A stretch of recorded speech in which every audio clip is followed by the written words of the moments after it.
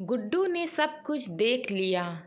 पापा पापा, मुझे आपका मोबाइल दो ना, मुझे गेम खेलना है। 9 साल की छोटी सी बेटी अनु ने अपने पापा अनुज से गेम खेलने के लिए मोबाइल की मांग की। अनुज ने कहा, नहीं बेटा, अभी काम है मुझे, बाद में दूंगा। अनु ने जिद करते हुए कहा, नहीं पापा, दो ना, मैं तुरंत गेम खेलकर दे दूंगी। अनुज ने फिर से कहा, नहीं बेटा, मैंने कहा ना, मुझे अभी काम है, मैं बाद में दूंगा। रोती हुई अनु अपनी मम्मी के पास गई और कहा, देखो ना माँ, पापा मुझे मोबाइल नहीं दे रहे हैं, वो कुछ काम भी नहीं कर रहे हैं और मुझे दे भी नहीं रहे हैं। अनु की माँ ममता चिल्लाते हुए बोली, अरे थोड़ी देर के लिए इसे मोबाइल क्यों नहीं दे देते, तब से सिर खा रही है। ये आजकल के बच्चे मोबाइल के कीड़े बनकर रह गए हैं। मोबाइल और कंप्यूटर के बारे में जितना हम माँ बाप को पता नहीं होता, उससे ज़्यादा तो इन बच्चों को पता रहता है। वो हमारे पड़ोसी पांडे जी हैं ना, उनका बेटा गुड्डू की उम्र हमारी बेटी से 1 या 2 साल ही ज़्यादा होगी। उसे जब देखो मोबाइल में ही घुसा रहता है। कितना एडवांस हो गया है उनका बच्चा।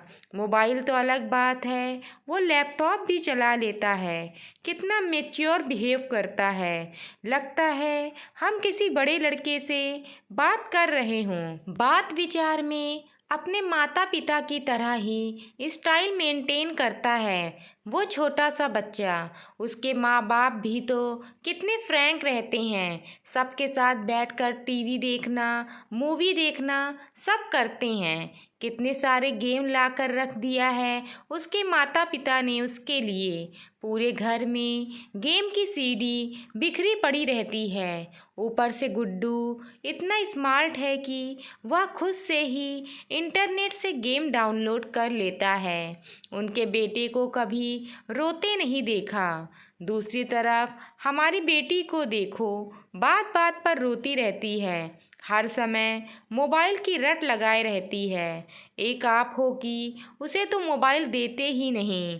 अनुज ने कुछ सोचते हुए कहा, वो सब तो ठीक है, उसके गेम खेलने के लिए एक अलग से मोबाइल दे दूंगा, लेकिन इस तरह वो ज़्यादा मोबाइल यूज़ करेगी तो उसके आँख पर बुरा असर हो सकता है। ममता कुछ नहीं बोली तो अनुज ने कहा, मैं अभी किसी काम से बाहर जा रहा हूँ, लगभग 10 मिनट में आ जाऊँगा, फिर हम लोग सब मिलकर कहीं घूमने चलते हैं।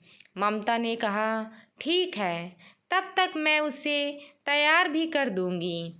अनुज भी हाँ में रजामंदी देकर घर से बाहर चला गया, लेकिन 10 बजे का गया अनुज 11 बजने तक भी वापस नहीं आया।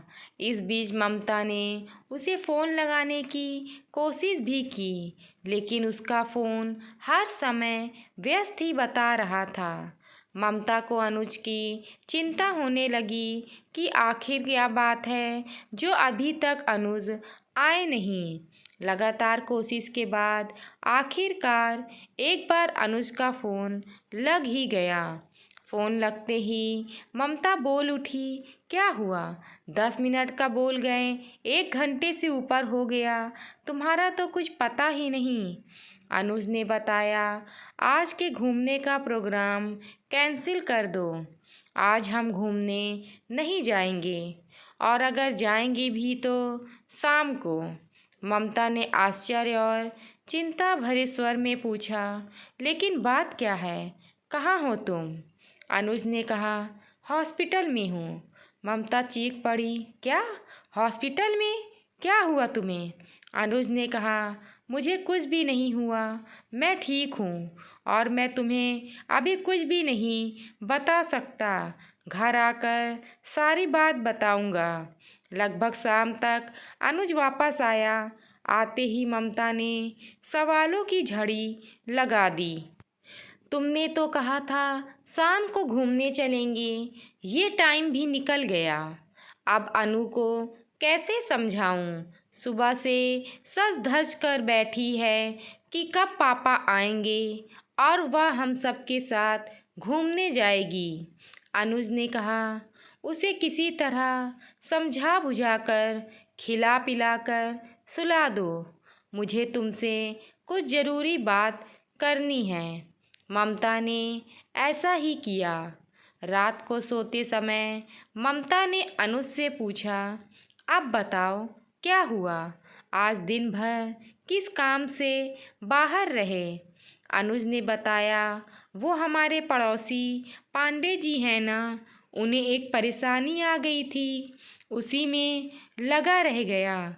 मैं आज सुबह जैसे ही घर से निकला तो बाहर देखा, पार्किंग एरिया में कुछ लोग झुंड बनाकर खड़े थे।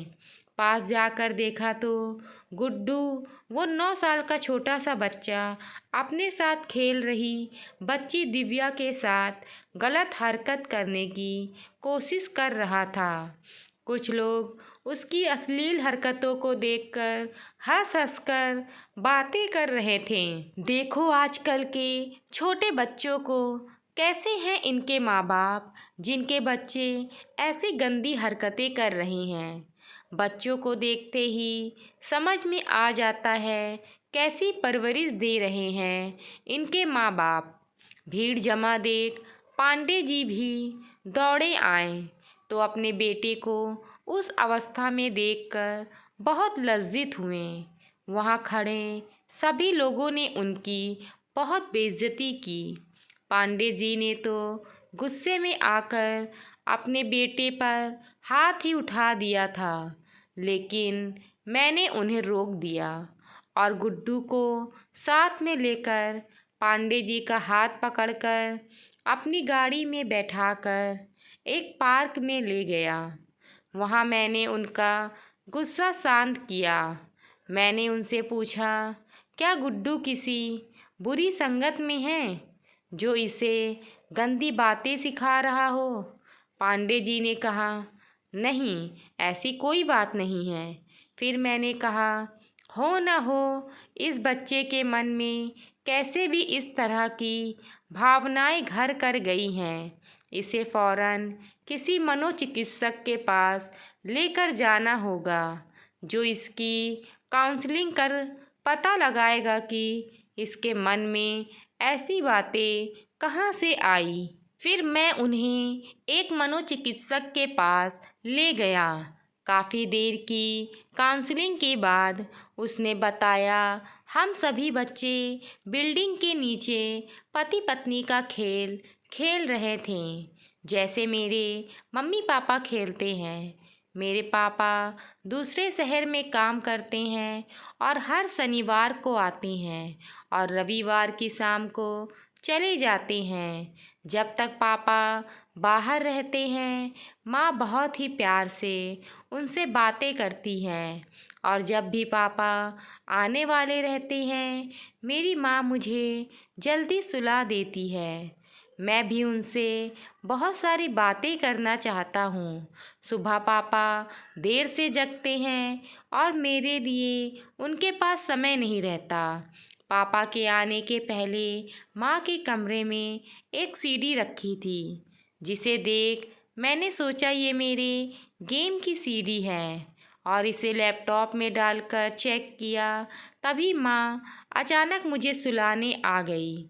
मैं भी सोचता था कि पापा के आने से पहले माँ मुझे जल्दी क्यों सुला देती है।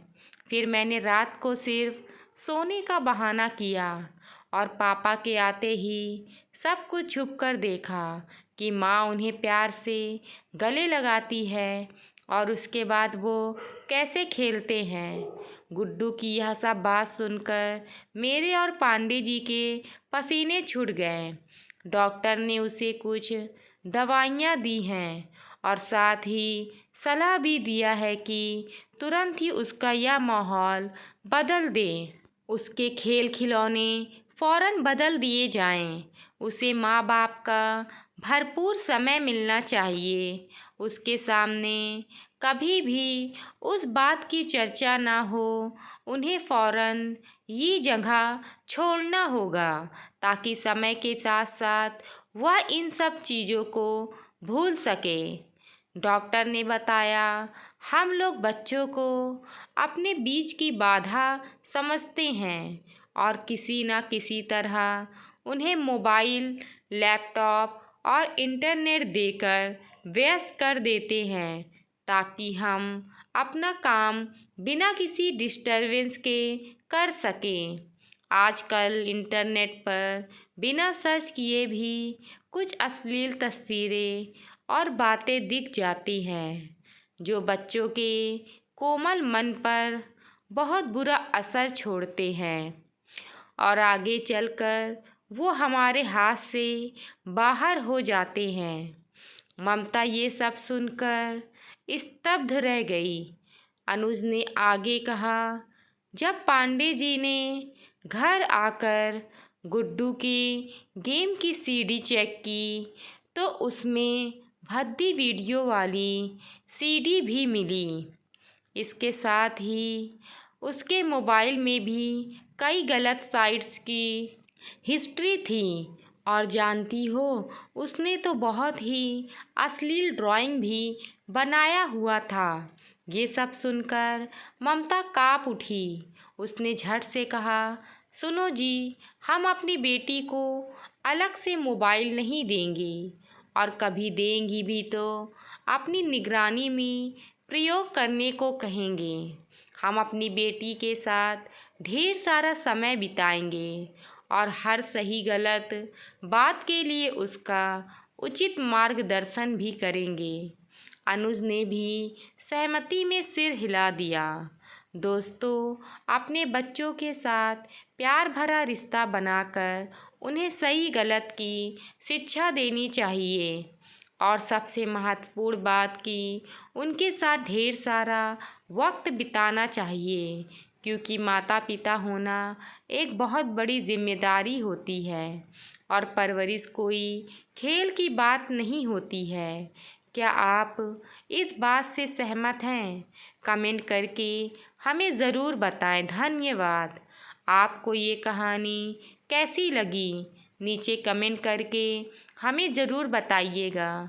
अगर आपको ये कहानी पसंद आई हो तो अपने दोस्तों के साथ ज़रूर शेयर करें और ऐसी ही प्यारी कहानियाँ सुनने के लिए हमारे YouTube चैनल से जुड़े रहिए।